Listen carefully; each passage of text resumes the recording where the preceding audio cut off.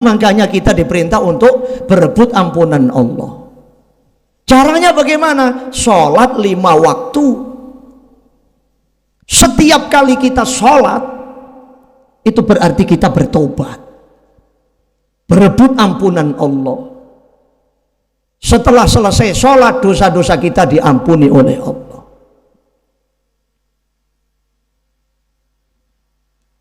Begitu selesai sholat subuh, dosa-dosa sudah diampuni oleh Allah, kemudian berbuat dosa lagi, zuhur, sholat jamaah lagi. Dosa-dosa antara subuh sampai zuhur diampuni oleh Allah. Setelah sholat zuhur berbuat dosa, nanti asar, sholat jamaah lagi. Dosa antara zuhur sampai asar diampuni oleh Allah. Setelah asar berbuat dosa, maghrib sholat lagi berjamaah. Dosa antara asar sampai maghrib diampuni oleh Allah. Setelah maghrib sampai isya berbuat dosa, isya sholat berjamaah, dosa antara maghrib sampai isya diampuni oleh Allah. Setelah sholat isya berbuat dosa, subuh nanti sholat berjamaah, dosa antara isya sampai subuh diampuni oleh Allah. Terus menerus berputar. Lah nek ngono enak Ustaz, nglakoni dosa ae mari ngono sembahyang. Loh iya, wong Nabi kok yang bicara. Nek ngono enak mari sembahyang isya iki nglakoni dosa ae engko subuh sholat jamaah di sepuro dosa antara isya sampai subuh. Betul Pak. Setelah sholat subuh berbuat dosa zuhur, nanti sholat jamaah, dosa antara subuh sampai zuhur diampuni oleh Allah. Enak nanti, iya. Cuma pertanyaannya, apakah kita jamin umur kita sampai sholat berikutnya? Itu persoalannya. Apakah ada yang jamin Pak kita ini nanti sampai subuh? Tidak ada. Nah, untuk itulah makanya kita diperintah untuk berebut ampunan Allah 5 waktu. Caranya bagaimana? Caranya sholat berebut ampunan Allah itu dengan cara Nabi. Cara Nabi itu bagaimana? Ada 3 tertib sholat dengan cara Nabi itu.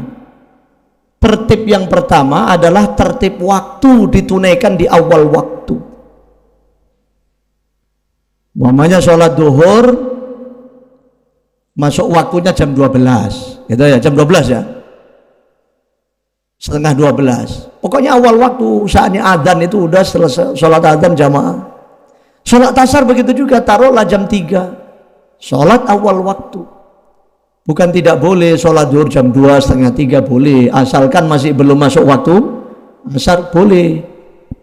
Sholat asar begitu juga boleh, jam 4, jam setengah 5, bahkan jam 5 pun boleh,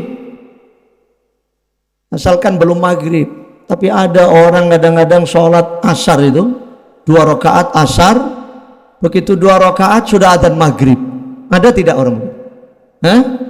Itu namanya sarip itu. Asar karo maghrib. Di awal waktu Nabi mengajarkan tertibnya. Yang kedua, tertib cara. Caranya bagaimana? Ditunaikan dengan sholat berjamaah. Wallahil azim, demi Allah, tidak ada satupun riwayat hadis yang menjelaskan Nabi sholat 5 waktu sendiri tidak berjamaah. Tidak ada. Boleh dicek, saya sudah lihat dalam kitab Kutubus Sittah, Sahih Bukhari, Sahih Muslim, Sunan Abi Dawud, Tirmidzi, Nasai, Ibnu Majah, semuanya nggak ada yang menjelaskan Nabi sholat 5 waktu sendiri, nggak ada. Sepanjang hidupnya Kanjeng Nabi sholat 5 waktu berjamaah. Kalau sholat sunnah memang iya sendiri. Kalau sholat fardu 5 waktu sampai wafat beliau berjamaah. Sampai ketika Kanjeng Nabi sudah dalam keadaan maraduhu maradul maut, beliau ditunggu oleh para sahabat yang lain, dipapah, dituntun ke Masjid Nabawi untuk sholat berjamaah. Padahal Nabi itu sakit. Bagaimana kita? Dalam keadaan sehat ini, Masya Allah. Tertib yang ketiga, tertib tempat di mana suara adzan dikumandangkan. Masjid, musola, surau, langgar. Ini 3 tertib sholat cara Nabi.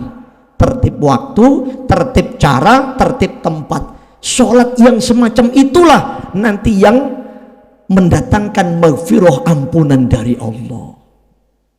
Semoga kita termasuk mereka. Amin Allahumma